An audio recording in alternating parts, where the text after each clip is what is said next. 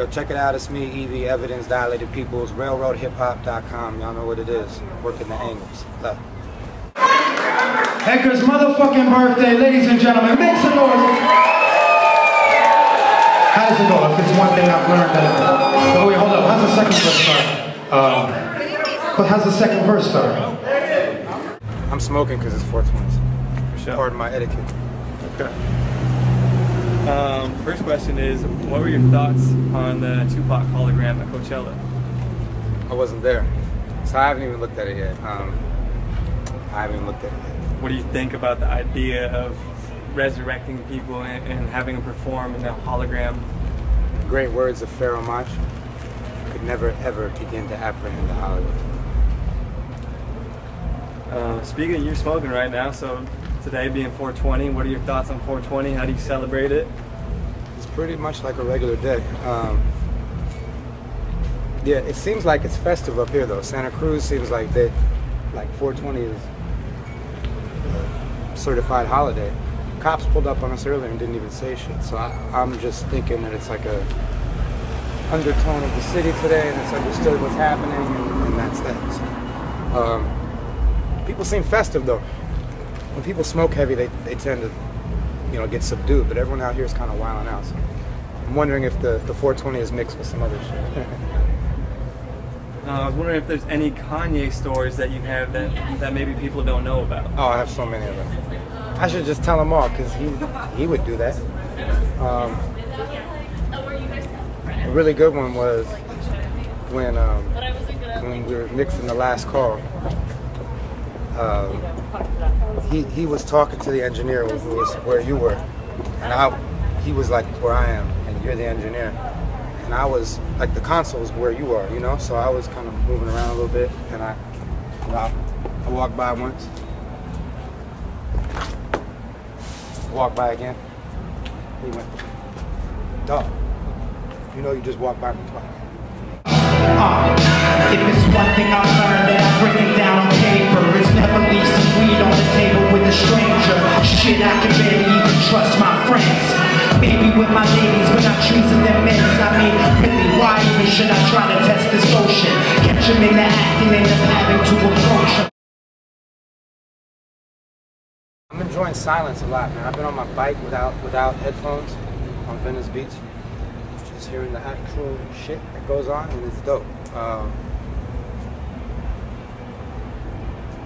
I drive, so I listen to the radio there, and frequently sporadically, I will catch a blog. You know what I'm saying? I haven't been on the blogs maybe for the last 6-8 months. Really just didn't go once, maybe twice. But before that, I was going a lot.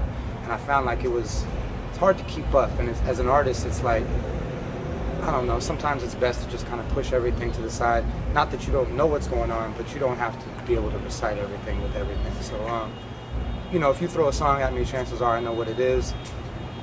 Am I bumping it on my free time right now? Probably not. I've just been working so hard on my own shit. And then it's the bong, to the bike, to Alchemist, to more music. So it's usually just the sounds of Venice Beach on the way. You not checking the blogs last 6-8 months, does that have anything to do with, releasing Cats and Dogs and just not even wanting to see the feedback? No, before there was a great pressure because I had put a date on it and then I failed on the date, so people were talking shit, and it gets to a point where it's like, I wanna listen to the fans and be interactive with them, but it comes a point where it's like, I don't make music for the fans. I don't make music for my label, I make music for me, and hopefully if I feel it, other people will. Before I ever had a fan, I was making music for me. I had no fans. You couldn't make music for them, they didn't exist. And I think that's why a lot of artists fall into traps on their second and third records, is their first record is pure, they don't know who their audience is, they're doing it from their heart.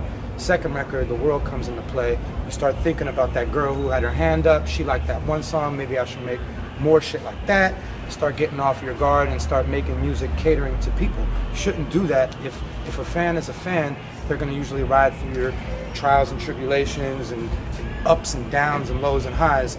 It's not always just perfect, and I think that me kind of tuning the world out a little bit is what's allowed a little success for me in this last campaign, because to be honest, if I was so focused on what everyone was doing, I'm a very influenced person, and just like any human, I might start, you know, getting out of what I do comfortably and start trying to incorporate things unnecessarily. So I'm comfortable with what I'm doing.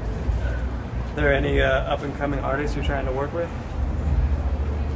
You know, I co-signed Fashawn real heavy when he came out. You know, I was up on Blue on the YouTubes before the world caught, you know, Below the Heavens and stuff. So I was proud to like really champion those. I think that was the freshman class of like, they were like 09 and 010. They were making a lot of magazines and covers and double XLs and Vibe magazines and stuff like that. That was like the last time I think I've like openly championed someone new. Not that I'm not interested in anybody else, but I think the world is championing everyone else right now. I haven't found that next person yet where I'm like, this is it. But people need to understand, Fashawn is not signed to me. I never made $1 off him. It's like, I really genuinely believe in the dude. That's why I did it.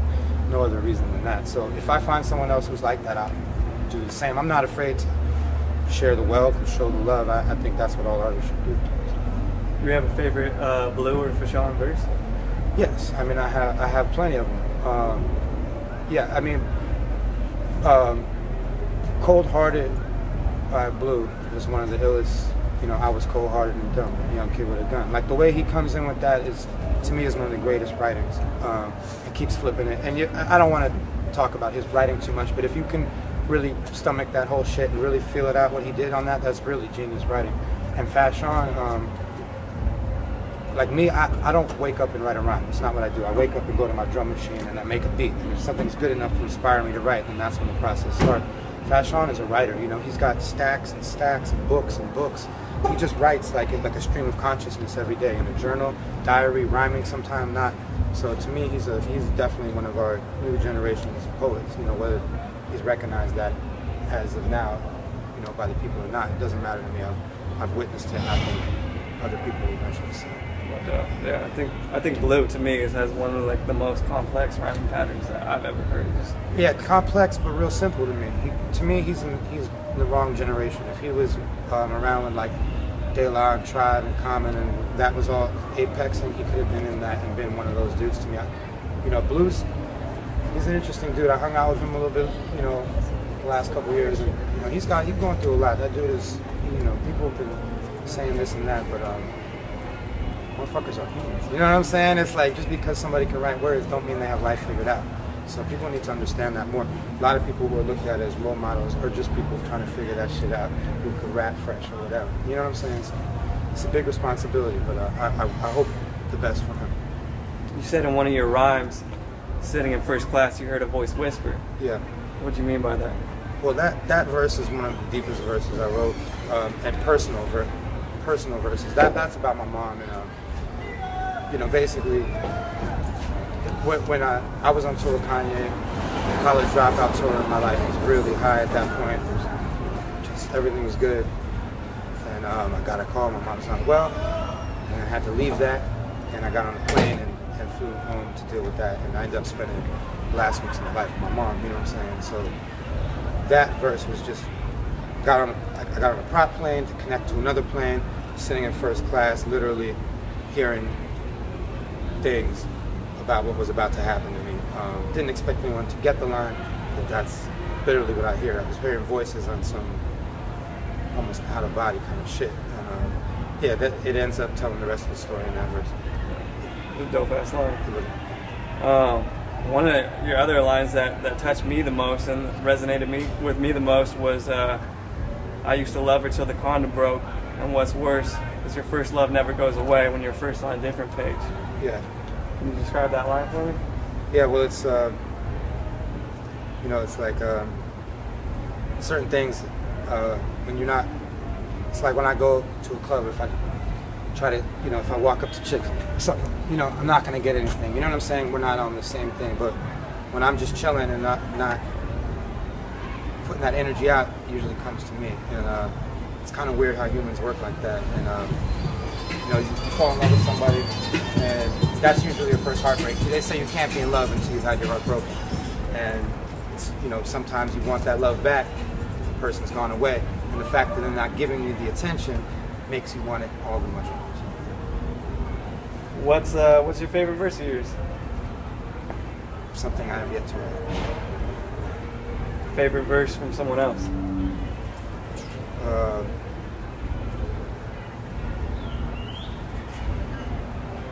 their own mind shit, not a good gas.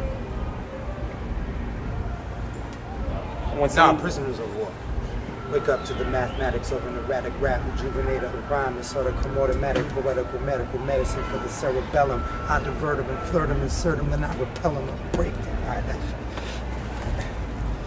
shit.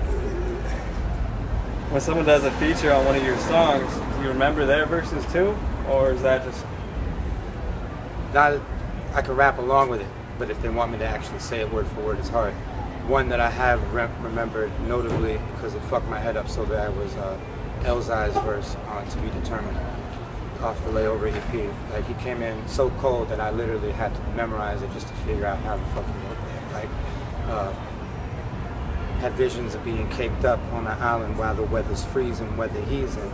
The French Caribbean swimming with amphibians, in Hawaii blowing Maui, Wowie, life is good. I dodged bullet grazes, slashed the knives that could have ended my existence. For instance, through the persistence that distanced me from a number of statistics. Once a lot smaller, looking up to shot callers, not ballers. They never grew up, just got taller. It's like praise. You know, you want to get bodied by somebody else on your own record, I think, because it shows that the guest showed up with the intensity of killing shit. I think my verse is amazing, and I'm proud of every word, but that Elzai shit is just... I was going to actually ask you, I didn't even write this one down, but you said something like you traded your tires and your wheels in for a trip to the islands. Traded rims and tires. Rims and tires for a trip to the islands. Yeah. Can you describe that that line? That was just me trying to, that whole verse is just me trying to paint. I was trying to, my best impression of what a Nas or somebody would do. They just, like, they have those words that literally, like, you close your eyes, you can just see everything. Took rims and tires and traded them for a ticket to an island. Is the way I wrote this rhyming. I was not in Hawaii, you know what I'm saying? I was sitting at my house when I wrote that, but I pictured it, and that's something that everybody could be like, man, that's notable. Fucking taking this off his rims, putting on his stock shit, buying a ticket to fly somewhere to get his mind right. Like, that's a line worth capturing. So yeah, I like that. Yeah, I was picturing it was, you know, in the Caribbeans or something. Because a couple of songs later you say it's Caribbeans, not Caribbean. So, anyways, what's next? More recording. Right now I'm just promoting Cats and Dogs for the first time as a headliner, which is pretty exciting. I'm supposed to finish this run, go to Australia with Atmosphere, come back and do my first headlining run in June and July in Europe as a headliner as well. So that's dope. That's an indication that things are building. Every place I touch, whether there's a lot of people or not, they're sold out. I want everyone feeling like they want to come back. So that's my goal for each night, just trying to touch as many people. And it's been working out well. When I get back from Europe in June, it's dilated recording for the first time in a number of years. Really excited about that, just getting back in the lab and the swing of things with Rocket and Bad. And if that comes out right, like I think it should, another Evidence record to follow. Some instrumental records coming. Babu has Duck Season 4, featured on a project called Russian Roulette that Alchemist is about to put out. That's real special. A lot of loops, all influenced by Russia, from a trip we took to Russia together as Step Brothers. Feature on Rock Marcy's new album coming out, which is big for me. I think Action Bronson and myself are the only featured guests, so I look up to him as a rapper. So for him, it's one thing to feature someone on your record, for them to say, "Yo, come back on mine," it says a lot. And that's kind of how I felt like when Fonte put me on the record with Big K.R.I.T and himself, Life of Kings. You know, I've had Fonte on my shit a lot, and to call back and say, "Be on mine," it meant a lot. So yeah, that's it in a nutshell. A lot of shit. I'm just staying active, taking pictures a lot too. So look out for the photography shit. I got one last question. Speaking of Slug, what's your relationship like with him? Become a really good friend. Somebody that's always reachable. Somebody who's really looked out for me on a business sense and just some camaraderie shit. He's taking me out, let me get in front of his fans, had nothing but nice shit to say. Rapped on my albums plural. Looked up to Dude a lot, and he took me into the crew, and it's been a lot of success for me. So yeah, salute to Sean Davis. Anything you want to plug? Plug 1, Plug 2, and Plug 3, De La Soul, some of my favorite rappers.